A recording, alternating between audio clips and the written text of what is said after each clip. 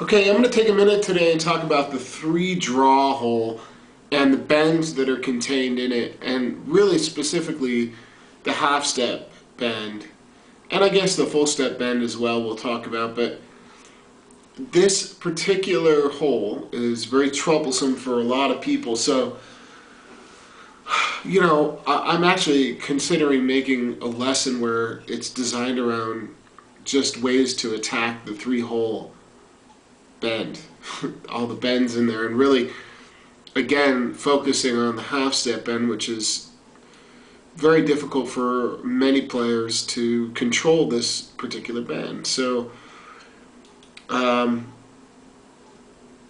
going to start by playing a little bit, and then I'm going to talk about the actual, an idea or two to go along with this concept.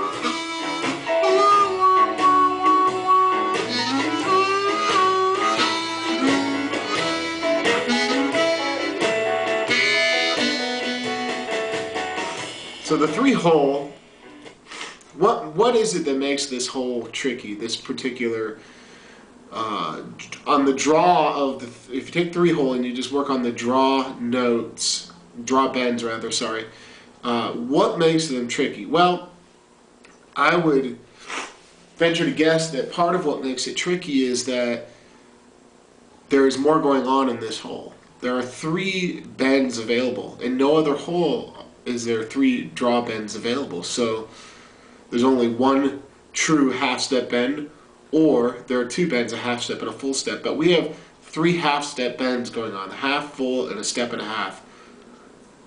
It's a lot to deal with, which means that our precision has to be right, just dead on, to get the hole to cooperate. So in my playing there, I was kind of intentionally trying to come back to that hole and attack it from many different angles and different directions. So I came from up top down to the hole. I started on the hole. I sustained the three half-step bend and the full step bend, and really played around with what's available. Different ways, again, you can come at this hole. Getting to the hole and already going right to a bend.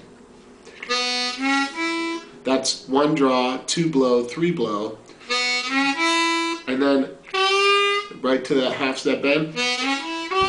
I've got an A harmonica. I'm sorry about that. And one thing I notice is that the more I finesse and the easier I breathe into the harmonica, and the more gentle I am with it, the more it responds, the better it responds, and it gives me an accurate response to what I was going for.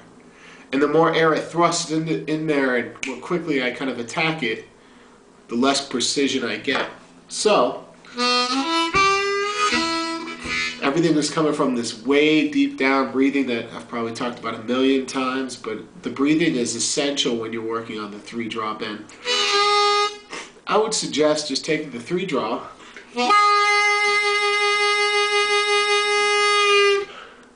and sustaining a long draw note with your diaphragm, right? And see if you can get that bend to just, the hole to just start to bend, and then cut it off.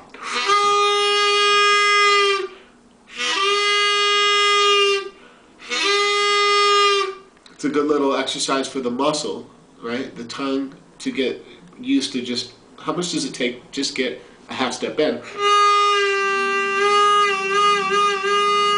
It's not very much. Level 2 would be maybe go in and out of half-step and draw. No tip of the tongue involved, so I'm not staccatoing the note.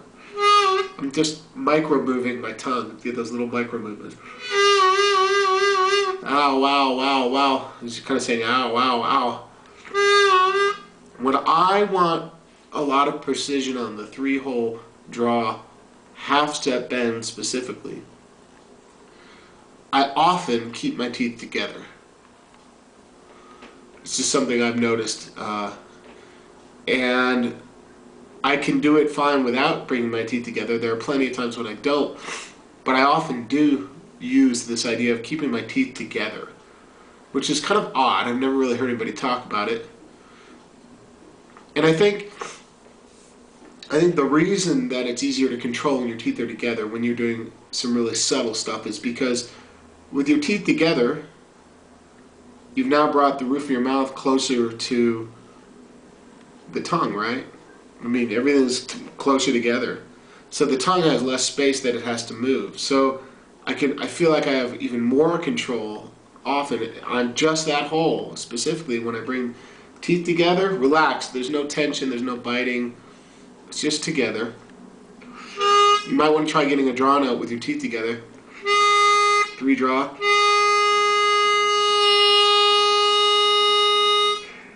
And then slowly bend.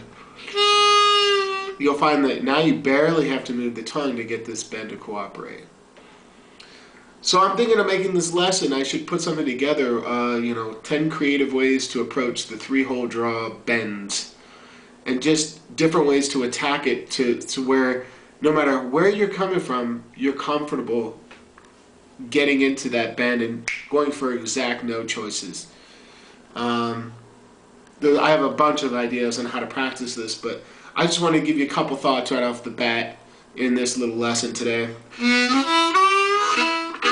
And why would you want to do this? Well, because this hole and specifically the note choices that I'm talking about are essential to playing blues. Without it, if you're not using those notes, especially the half-step bend on the 3-draw, you're missing out on a lot of juicy stuff when it comes to diatonic harmonica, especially cross harp. But not only cross harp, second position, but other positions as well require you to really control that note. In fact, I'd say most positions.